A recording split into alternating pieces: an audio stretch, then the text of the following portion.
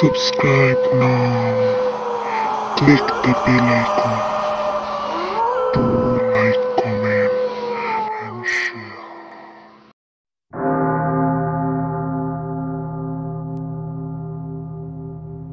Hello viewers, আমি লামিয়া আপনাদের স্বাগতম জানাচ্ছি লামিয়া স্টোরি ল্যান্ড চ্যানেলে। আমরা আমাদের এই চ্যানেলে সকল ধরনের গল্প, উপন্যাস, সত্য ঘটনা, ছোট গল্প ও বিদেশি গল্পের অনুবাদ দিয়ে থাকি। সকল গল্পগুলো আপনারা চ্যানেলের প্লেলিস্টে পেয়ে যাবেন। শুরু হচ্ছে এমি ক্রসের লেখা পোর্ট্রেট অফ সিস্টার এলসা। গতদিন আমরা এই নভেলে যেখানে শেষ করেছিলাম, আজ তার পরবর্তী অংশ থেকে শুরু হবে। গল্প শুরুর আগে নতুন অডিয়েন্সদের কাছে আমার রিকোয়েস্ট, যারা এখনও আমাদের পরিবারের সদস্য হননি তারা দয়া করে আমাদের চ্যানেলটিকে সাবস্ক্রাইব করে আমাদের পরিবারের সদস্য হয়ে যান। তো শ্রোতা বন্ধুরা, শুরু করছি পোর্ট্রেট অফ সিস্টার এলসা। পাগল হয়ে যাচ্ছি, আমি নিশ্চয়ই পাগল হয়ে যাচ্ছি।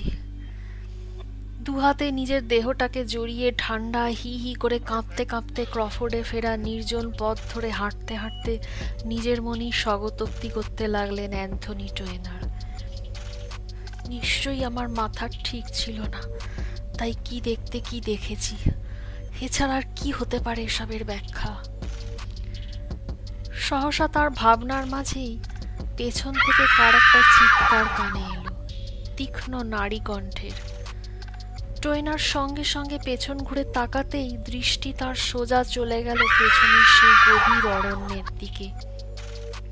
চিৎকারটা তখনও হয়ে চলেছে, ক্রমশ আরও তা ক্ষীণ থেকে ক্ষীণতর হয়ে আসছে। কিন্তু তার মধ্যেও টোয়েনারের মনে হলো তিনি সম্ভবত চিনে ফেলেছেন এই কণ্ঠস্বর কার হতে পারে।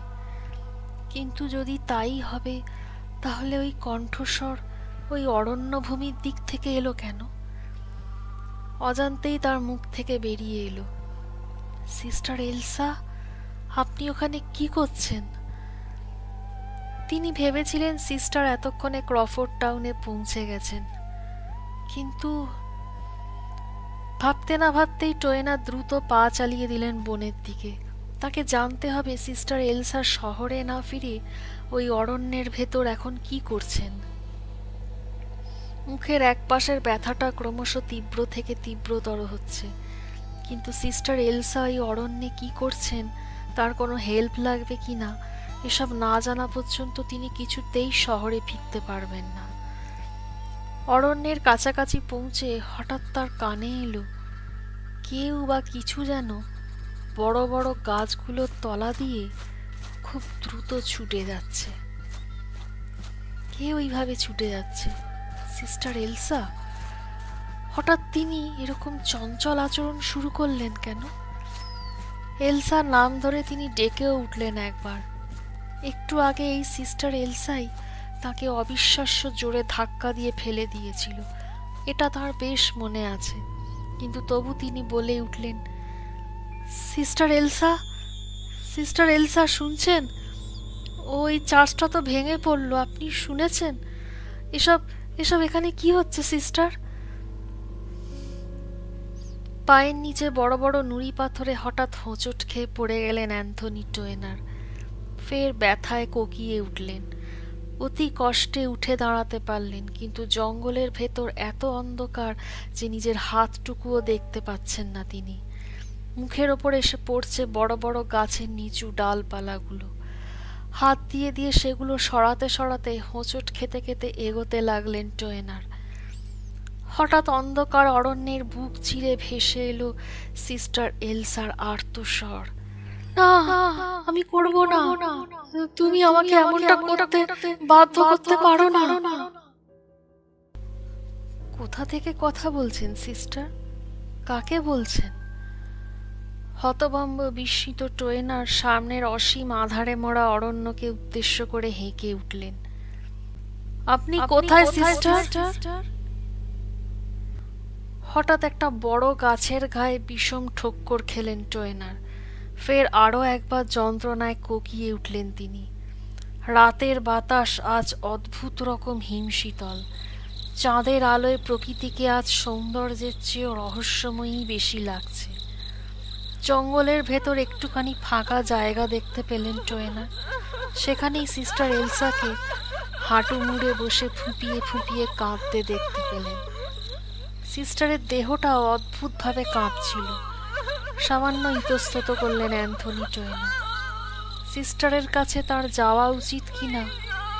তারপরে মনস্থির করে তিনি ধীরে ধীরে এগোতে লাগলেন সিস্টার এলসা যেখানে বসে আছেন সেদিকে। এসো না এদিকে, এসো না। হঠাৎ তার দিকে ঘুরে প্রায় চিৎকার করে উঠে বললেন সিস্টার এলসা। টোয়েনার দেখলেন সিস্টার এলসার চোখ এখন আর সেই তখনকার মতো গভীর কালো কালি পুকুরের মতো কালো দেখাচ্ছে না, একেবারে স্বাভাবিক, কিন্তু অসম্ভব আতঙ্কিত দেখাচ্ছে তাকে। টোয়েনারকে দেখে তিনি ফের বলে উঠলেন, আসবে না, আসবে না, আমার কাছে আসবে না, বিপদে পড়বেন। বলেই ফুঁপিয়ে ফুঁপিয়ে আবার আগের মতো কাঁদতে লাগলেন সিস্টার এলসা। সিস্টারের সতর্কবাণীতে কিঞ্চিত থমকে নিজেকে নিরাপদ দূরত্বে রেখে টোয়েনার বললেন, এসব কি বলছেন আপনি সিস্টার? আমি আপনাকে হেল্প করতে চাই আমার সাধ্য মতো। আপনি বলুন কি ঘটছে এসব এখানে। আপনি কিছু না বললে আমি আপনাকে হেল্প করব কিভাবে? সিস্টার এলসা নিরুত্তর। কিসের একটা প্রচণ্ড ভয় কুঁকড়ে গিয়েছেন তিনি। টোয়েনার ফের বলতে লাগলেন, ওই চার্চ তো ভেঙে পড়ে গেল সিস্টার।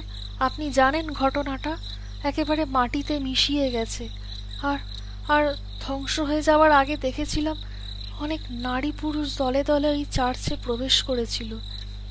যদিও তাদের কাউকে জীবন্ত নরনারী বলে মনে হয়নি আমার।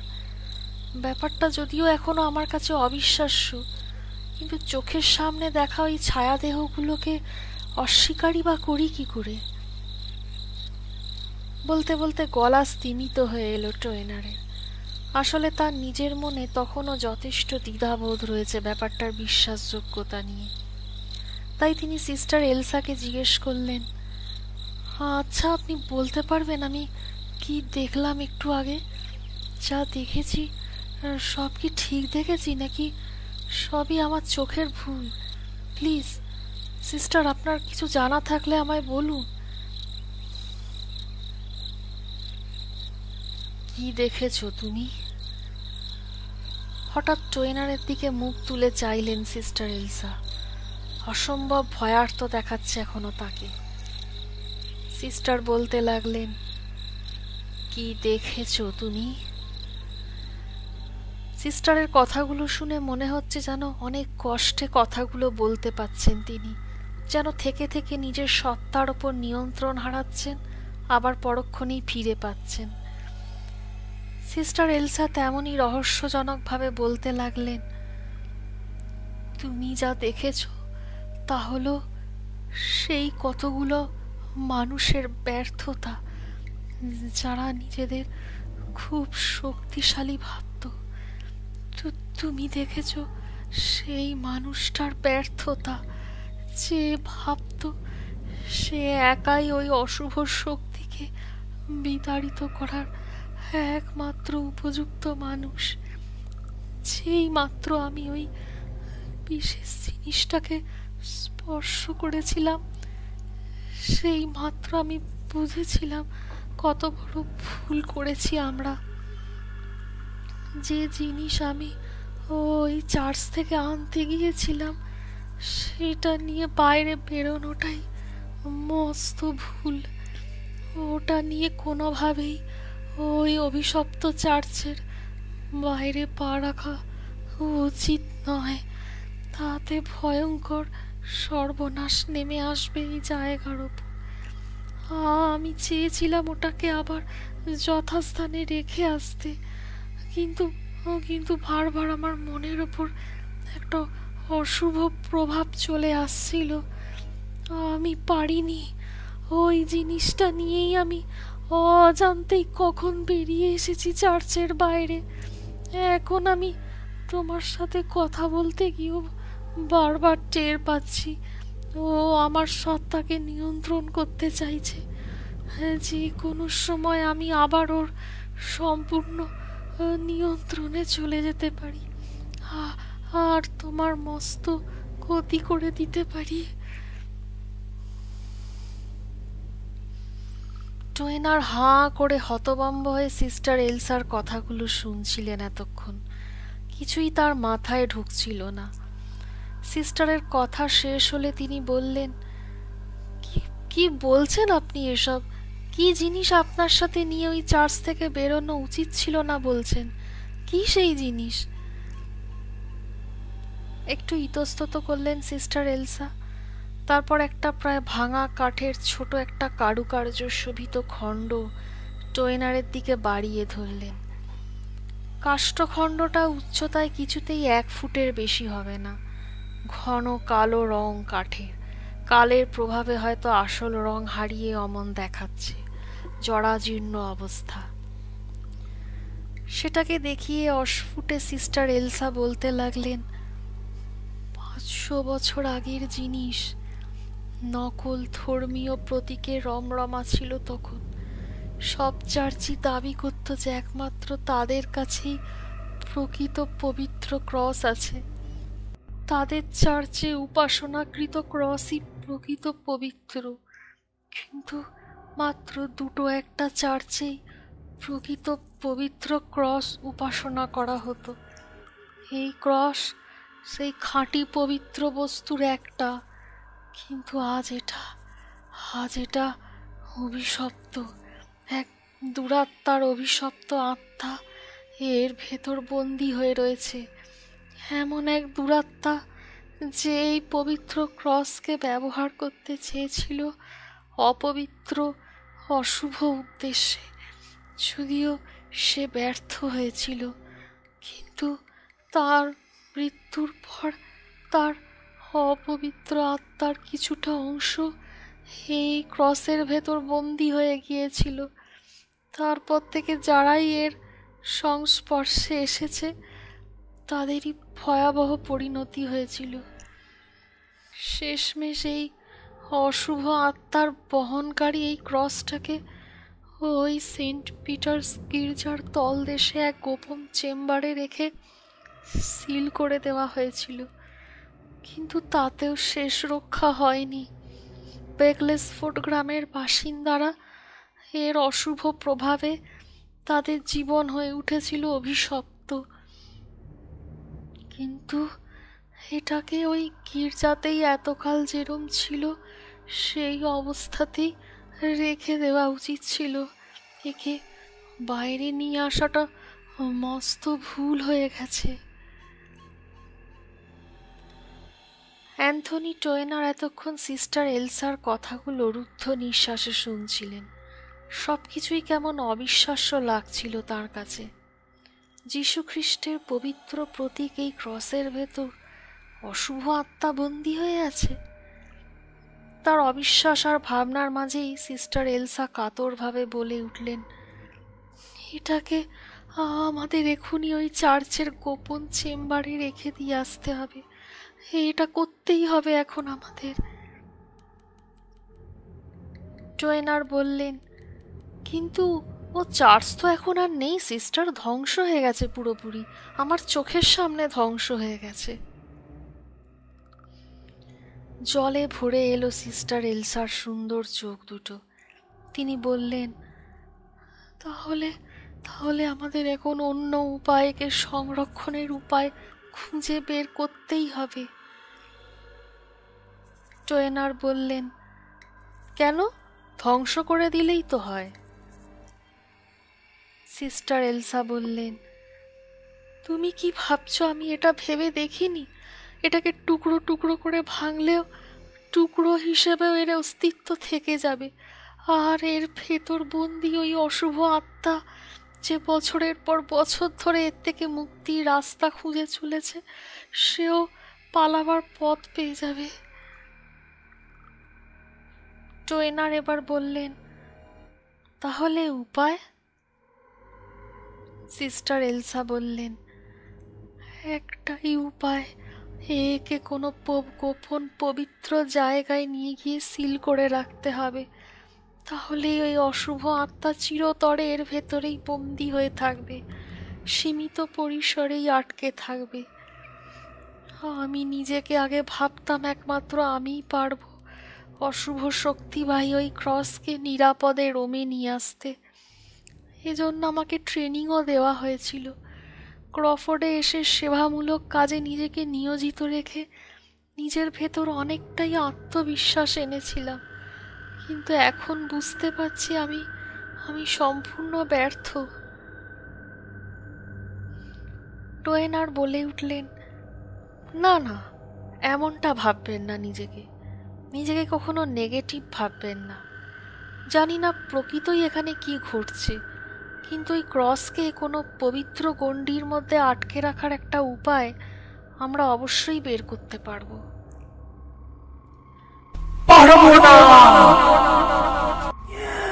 হঠাৎ প্রায় চেঁচিয়ে বলে উঠলেন সিস্টার এলসা, আর ঠিক এই সময়ই তার চোখ দুটো সেই কালো কালি কুকুরের মতো দেখাতে লাগলো। মুখটা অস্বাভাবিক নিচু করে জোরে জোরে দীর্ঘশ্বাস ফেলতে লাগলেন তিনি, যেন বিশাল হিংস্র কোনো সাপদ ওইভাবে ঘন ঘন নিঃশ্বাস ফেলছে। হতভম্ব টোয়েনারের চোখের সামনে একসময় আবার যেন কিছুটা স্বাভাবিকতা ফিরে পেলেন সিস্টার এলসা। ফের যখন চোখ তুলে তার দিকে তাকালেন, তখন সিস্টার এলসার চোখের অস্বাভাবিক সেই কালো ভাব অনেকটাই দূর হয়েছে। তিনি ফের ধরা গলায় বললেন, ও আবার আমায় কবজা করে ফেলছে। আমাকে পুরো কবজা করে ফেললেই ও সম্পূর্ণ মুক্তি পেয়ে যাবে এই ক্রসের ভেতর থেকে। তার আগে প্লিজ তুমি। কিন্তু তার কথা শেষ হওয়ার আগেই ফের চিৎকার করে উঠলেন সিস্টার এলসা, ওহ নো, আমি ওকে অনুভব করছি নিজের ভেতরে। বলেই মাটিতে উবু হয়ে প্রায় হুমড়ি খেয়ে পড়লেন সিস্টার এলসা। ওই অবস্থাতেই অস্বাভাবিক সব গোঙানি বেরিয়ে আসতে লাগলো তার মুখ দিয়ে। মাকড়সার মতো বুকে ভর দিয়ে কয়েক পা এগিয়ে এলেন তিনি টোয়েনারের দিকে। একসময় ধীরে ধীরে তার দিকে মুখ তুলে চাইলেন। টোয়েনার কিছুই বুঝতে পারছেন না কি ঘটছে এসব তার সামনে। সিস্টার এলসার এসব অদ্ভুত আচরণের কোনো ব্যাখ্যাই নেই তার কাছে। তিনি হতভম্বের মতো জিজ্ঞেস করলেন, হ্যাঁ, আপনি এসব কি বলছেন সিস্টার? এসব যে অসম্ভব কথা। ভূত প্রেত বলে কিছু আছে নাকি? পবিত্র ক্রসের ভেতর বন্দি প্রেতাত্মার কিভাবে থাকা সম্ভব সিস্টার? টোয়েনার আরো কিছু বলার আগে হঠাৎ রাতের নিস্তব্ধতা খান খান হয়ে গেল সিস্টার এলসার পৈশাচিক রক্ত জল করা হাসির শব্দে। সে কি ভয়ঙ্কর পৈশাচিক হাসি, যেন কোনো পিশাচ নরকের অতল গহ্বর থেকে পৃথিবীর বুকে উঠে এসে অমন ভয়ঙ্কর ভাবে হাসছে। ধীরে ধীরে মাকড়সার মতো চার পায়ে টোয়েনারের দিকে এগিয়ে আসতে লাগলেন সিস্টার এলসা। হতভম্ব টোয়েনার কি করবেন বুঝে উঠতে পারছিলেন না। সিস্টার এলসার এমন চেহারা, এমন অদ্ভুত মাকড়সার মতো চার হাত পায়ে হাঁটা চলা, তার এমন ভয়াবহ হাসি আর কণ্ঠস্বর, সবকিছুই তাকে কিরকম যেন কিংকর্তব্য বিমূঢ় করে রেখেছিল। ধ্বংসপ্রাপ্ত গির্জা থেকে আনা কাঠের সেই ক্রসটা নিজের হাতে চেপে ধরে টোয়েনারের দিকে কালো কালিওলা চোখে চেয়ে সিস্টার এলসা অদ্ভুত অপার্থিব গলায় বলতে লাগলেন, বড় দেরি হয়ে গেছে। সবচেয়ে শক্তিশালী কেউ আটকাতে পারবে না তাকে। সে ফিরে এসেছে। জোনাথন ক্রেগ ফিরে এসেছে। Jonathan Craig.